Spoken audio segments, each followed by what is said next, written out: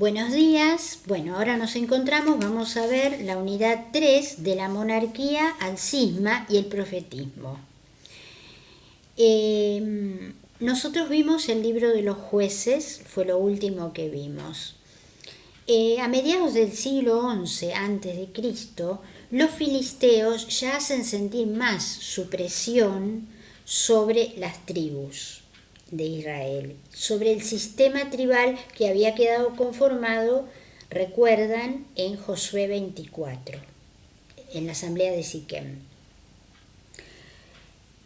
Ya no contaban ante esta fortaleza filistea con tanta fuerza para embatir. Ya no bastaban los líderes carismáticos, hacía falta más un proyecto, un plan para poder defenderse de los filisteos.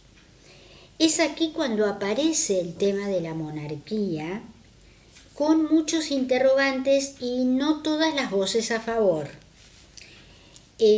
Podemos decir que el último de los jueces es Samuel. Les recomiendo que lean en el primer libro de Samuel, el capítulo 1, 2 y 3, a donde relata un poco a Samuel.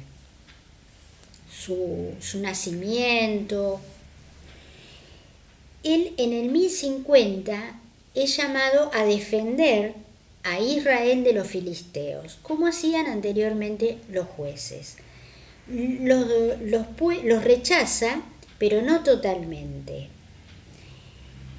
Algunos estaban profundamente de acuerdo con que tenían que tener una monarquía, porque era la única manera de salir de esta situación. Para otros era un pecado, porque el olvido era olvidar a Dios como único rey de Israel. Por supuesto que en esta corriente antimonárquica estaban los profetas y Samuel. Ellos concebían que la monarquía no era una aclamación popular. No, así no lo podían entender. El primer rey termina siendo Saúl, quien vence a los amonitas en Yabes de Galad, y el que consigue que las tribus del centro se unan, se relaciona con las del sur, ahí se vincula David con él, no logra una administración general. Finalmente, los filisteos matan a Saúl y surge entonces David, que ha sido ungido por Dios a través de Samuel. Esto está relatado en 1 Samuel 16. Samuel entonces David sobre el 1003 a.C. es el que va a ser rey y el que va a provocar la unidad de todas las tribus de Israel en torno a él. ¿Cuáles son los logros? Rechaza a los filisteos, o sea, quedan en la costa, reducidos a vasallaje, construye la capital del reino en Jerusalén, lleva el arca a Jerusalén, esto va a dar una gran unidad religiosa. Los sacerdotes que van a estar custodiando el arca son Abiatar y Sadoc, y también va a organizar el sacerdocio, construye un gran palacio real, quiere construir un templo, pero acá Natán se oponen, ya lo explico más. A nivel internacional somete a Moab, a Edom, tiene muchas sublevaciones internas, puede conformar una administración central, tiene una guardia personal. Bueno, los logros del reino de David son importantes y muchos. El fray José Luis aquí les introduce un tema muy importante teológicamente, que es el mesianismo. El mesianismo está muy vinculado a la monarquía davídica. La finalidad del Mesías es que el rey fuera ungido. Esto lo hacía muy diferente al resto de los reyes, porque tendían los vecinos a divinizar el carácter del rey, el rey. Y además le daba legitimidad a la monarquía davídica porque iba a tener una dinastía, ¿no? El texto clave acá que tienen que leer es 2 Samuel 7 del 1 al 17. David quiere construir un santuario, pero el profeta Natán, como les decía, lo rechaza. Es Dios el que se compromete a edificar él mismo una casa para David. O sea, esto implica la permanencia de la familia dinástica para siempre en el trono de Israel. El cumplimiento de esta promesa va a depender de Dios, de la fidelidad de Dios a su pueblo. Esto es inmutable, pero no va a depender de la conducta de los reyes. Esta promesa es la que en donde se deposita la esperanza de salvación. Por supuesto que a lo largo de los siglos esto va a ir tomando distintos matices.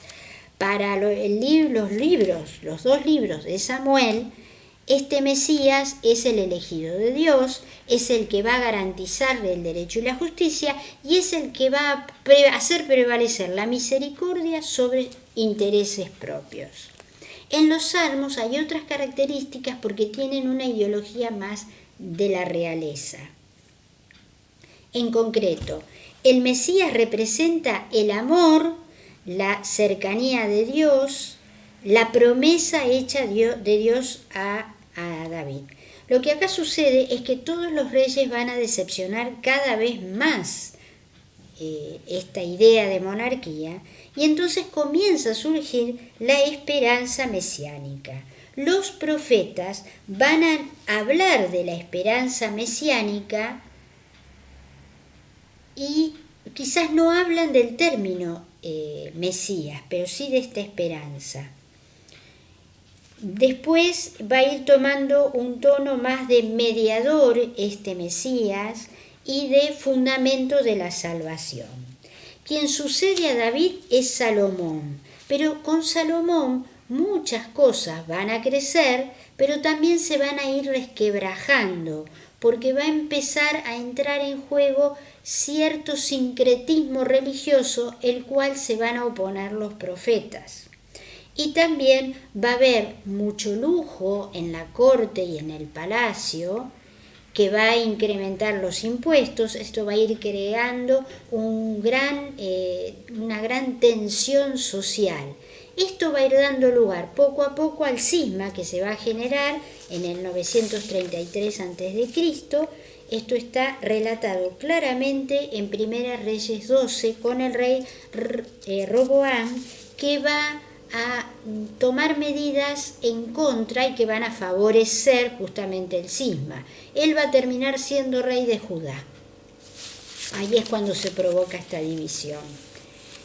El movimiento de los profetas es muy importante. Son los mediadores, son hombres y mujeres que conocen lo oculto, que son hombres de Dios y que transmiten la palabra. Existieron siempre en Israel, pero en la época de la monarquía van a tener van a ser florescente este movimiento profético. Algunos van a estar más cerca del rey, van a vivir en la corte, aunque siempre van a tener distancia para poder hacer las críticas. En otra etapa van a vivir más alejados, iban a la corte si el rey los llamaba, si Dios los enviaba, y otros van a vivir cerca del pueblo. Ellos van a expresarse mediante la palabra, oráculos, oraciones, relatos, y también mediante gestos proféticos. Los profetas tienen una vocación profética. Y una vez que descubren esto, toda su existencia es en torno a esto. Lo podemos ver en Isaías 6, en Jeremías 1. El mensaje es radical, por eso muchas veces va a provocar rechazos e incomprensiones que los van a llevar a persecuciones y a muerte. Tienen repercusiones sus mensajes políticos, sociales y religiosos. No son revolucionarios, son hombres de Dios que buscan la conversión, el cambio en el pueblo o en el rey para que vuelvan a vivir la alianza y la fidelidad a Dios.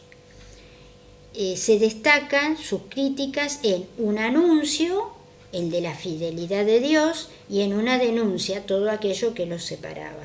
Fray José Luis les habla de varios profetas, les recomiendo el ciclo de Elías y Eliseo en Primera Reyes 17, él también les habla de Oseas, Amós, Isaías, Miqueas. Hasta aquí esta unidad. Muchas gracias y bendecida semana.